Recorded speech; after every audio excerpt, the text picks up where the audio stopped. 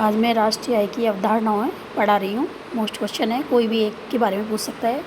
Main तो ये चार ज़्यादा मोस्ट रहती हैं क्योंकि इनमें से ज़रूर पूछता है, और वैसे कोई से भी पूछ सकता है, ठीक है ना। ये आपको याद सारी करनी है। पहली है बाजार कीमत पर सकल घरेलू उत्पाद। सकल घरेलू, सकल का मतलब ग्रॉस और घरेलू का मतलब डोमेस्टिक, यानी भौगोलिक सीमा के भीतर जो भी होगा। तो एक देश की भौगोलिक सीमा के भीतर देश के निवासियों व विदेशी निवासियों, कंपनियों के द्वारा उत्पादित अंतिम वस्तुओं व सेवाओं के मूल्यों का योग और अर्धनिर्मित वस्तु एवं सेवाओं के भंडार में वृद्धि सकल घरेलू उत्पाद कहलाता है। ग्रॉस डोमेस्टिक प्रोडक्शन कहलाता है। किस पर? मार्केट प्राइस पर। मार्केट प्राइस पर निकालने का सूत्र क्या है? C+I+G+X-M। सी का मतलब उपभोग व्यय, जो हम सारे देश के लोग क्या करते हैं, उपभोग करते हैं उसको, और जो सरकार क्या ये जो उपभोग किया जाता है। आई का मतलब इन्वेस्टमेंट, यानी जो विनियोग किया जाता है। जी का मतलब है सरकारी व्यय। C+I+G+X-M, यानी कि निर्यात में से आयात को घटा देंगे तो जो शेष बचता है उसको हम NX बोलते हैं, यानी शुद्ध निर्यात, यानी कि नेट एक्सपोर्ट। इन सब को हम जोड़ देते हैं तो क्या ज्ञात हो जाता है? GDP मतलब ग्रॉस डोमेस्टिक प्रोडक्शन, देश में की सकल घरेलू उत्पाद, ठीक है। अब दूसरा है आपका बाजार कीमत पर शुद्ध घरेलू उत्पाद, NDP, जिसको इंग्लिश में कहते हैं नेट डोमेस्टिक प्रोडक्शन। जो अभी आपने GDP ज्ञात करी थी और उसमें से अपन को क्या ज्ञात करना, घटाना होगा मूल्यह्रास, डेप्रिशिएशन। जो भी GDP कैसे ज्ञात करी थी? C+I+G+X-M करके GDP ज्ञात करी थी आपने। उस GDP में से इसको अपन C+I+G+X- बोले हैं, या फिर इसको GDP मार्केट प्राइस पर बोले, एक ही चीज़ हुआ, क्योंकि इसको जोड़ने पर क्या ज्ञात हो गया? GDP। और उसमें से अपन को डेप्रिसिएशन यानी मूल्यह्रास को घटाना है तो अपन को क्या ज्ञात हो जाएगी? NDP मार्केट प्राइस पर, नेट डोमेस्टिक प्रोडक्शन। तो बाजार कीमत पर सकल घरेलू उत्पाद में से मूल्यह्रास को घटाने पर बाजार कीमत पर क्या ज्ञात होता है? शुद्ध घरेलू उत्पाद। तो ये MP नीचे लिखा हुआ होता है, उसका मतलब होता है बाजार कीमत पर। तो तीसरा है आपका साधन लागत पर शुद्ध घरेलू उत्पाद। साधन लागत पर, ये तो बाजार कीमत पर था। अब जो आएगा आपका फैक्टर कॉस्ट पर, यानी कि जो अपन के उत्पत्ति के साधन है, श्रम, भूमि, पूंजी, उस सब के आधार पर अपन NDP जो है कैसे ज्ञात करेंगे?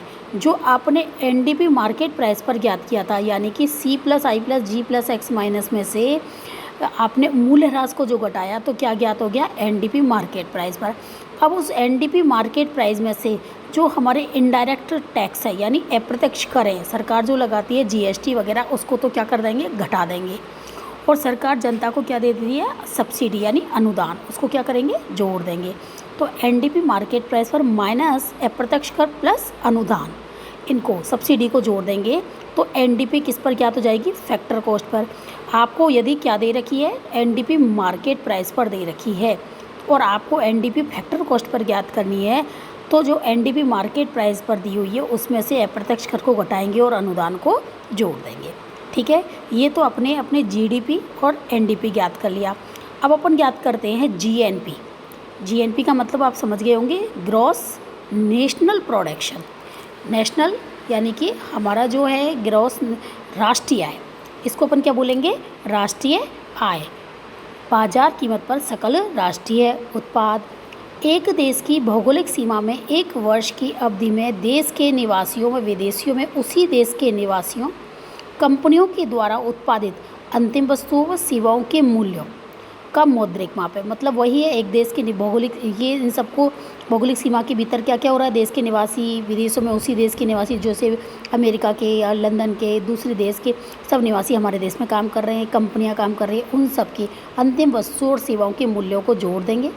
और उसमें और क्या जोड़ेंगे? हाँ, शुद्ध विदेशी आय, यानी तथा अन्य देशों के भौतिक तथा मानवीय उत्पादों द्वारा अपने देश में अर्जित आय को शामिल नहीं करते हैं। अतः विदेशों से प्राप्त शुद्ध साधन आय को क्या करते हैं? जोड़ते हैं। मैं वापस से इसको समझा रही हूँ, यानी कि जो आपने GDP ज्ञात करी है, GDP कैसे ज्ञात करी थी? C+I+G+X- करके GDP ज्ञात करी थी, उसी में भी प्लस विदेशों से प्राप्त शुद्ध साधन आय को जोड़ेंगे। ठीक है ना। इसका सूत्र ये रहा, देखो जो आपने जीडीपी ज्ञात करी थी, जीडीपी प्लस विदेशों से प्राप्त शुद्ध साधन आय, यानी सी plus I plus G plus NFIA, यानी विदेशों से प्राप्त शुद्ध साधन आय, और प्लस एक्स माइनस है। इसमें मतलब यहाँ के निवासी यदि बाहर कमा रहे हैं और बाहर के निवासी यहाँ कमा रहे हैं, ठीक है ना, उसमें क्या करना है, पहले जीडीपी में तो हमने क्या किया था, हमारे देश में जो भी लोग कमा रहे हैं, चाहे वो भारत का है चाहे वो भारत के बाहर का, लेकिन वो कहाँ रह रहा है, अपने भारत भौगोलिक सीमा के भीतर, उन सबको जोड़ दिया। लेकिन जीएनपी जब अपन ज्ञात करते हैं तो भारत में जो विदेशी लोग रह रहे हैं उनकी आय को तो घटा देंगे, और भारत के लोग बाहर जो रह रहे हैं उनकी आय को क्या कर देंगे, जोड़ देंगे। तो इसका ये शुद्ध ज्ञात हो जाएगा।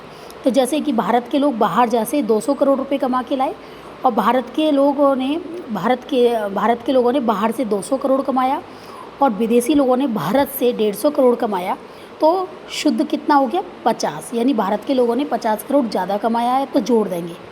और यदि उल्टा हो जाता, भारत के लोगों ने कम कमाया और विदेशी लोग यहाँ से ज़्यादा कमा गए, तो उस आय को अपन क्या करते, फिर जोड़ देते। यहाँ जीडीपी प्लस तो लगेगा, विदेशों से प्राप्त शुद्ध साधन आय, लेकिन यहाँ ब्रैकेट में उसको माइनस का चिन्ह लगा देंगे, क्योंकि हमारी आय माइनस में हो रही है। तो फिर प्लस माइनस करके जो भी आएगा वो आपका यहाँ पर आ जाएगा, क्योंकि सूत्र के अकॉर्डिंग तो प्लस है, लेकिन यदि ये आय कैसी हो गई, माइनस में हो गई, तो अपन को वो क्या करनी पड़ेगी, घटानी पड़ेगी, क्योंकि प्लस माइनस माइनस आता है, प्लस इंटू माइनस करते हैं तो क्या आता है, माइनस आता है। तो जीएनपी कैसे ज्ञात करिए आपने, C plus I plus G plus NFIA plus X minus M, यानी इसी का मतलब उपभोग व्यय, विनियोग व्यय, सरकारी व्यय, विदेशों से प्राप्त शुद्ध साधन आय और शुद्ध निर्यात। ये तो आपकी क्या हो गई, मार्केट प्राइस पर हो गई, वो भी क्या, जीएनपी हो गई या नहीं हो गई। अब ये बाजार कीमत पर शुद्ध राष्ट्रीय उत्पाद ज्ञात करेंगे, यानी NNP मार्केट प्राइस पर।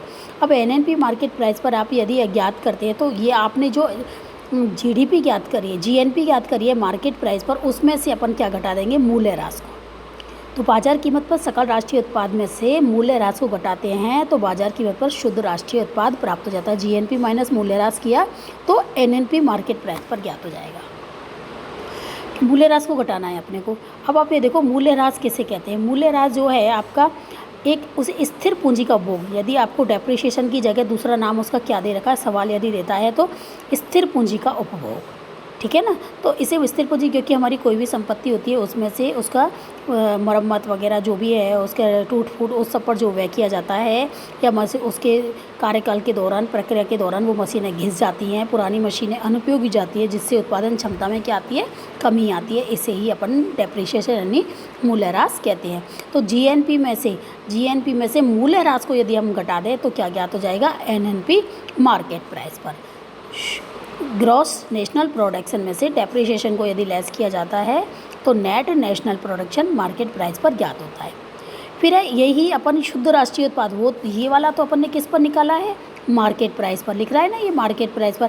यदि हमने एनएनपी किस पर निकाला, एनएनपी फैक्टर कॉस्ट पे निकाला। जैसे अपन ने एनडीपी फैक्टर कॉस्ट पे निकाला, ऐसे ही इसको भी फैक्टर कॉस्ट पे निकालेंगे, यानी साधन लागत पर। अब आपको पता है साधन कितने होते हैं, वैसे तो 5 होते हैं, लेकिन संगठन का कोई वैल्यू नहीं है। तो मेन तो क्या होता है, श्रम, यानी श्रम को क्या मिलती है, मजदूरी। भूमि पर क्या लगता है, लगान।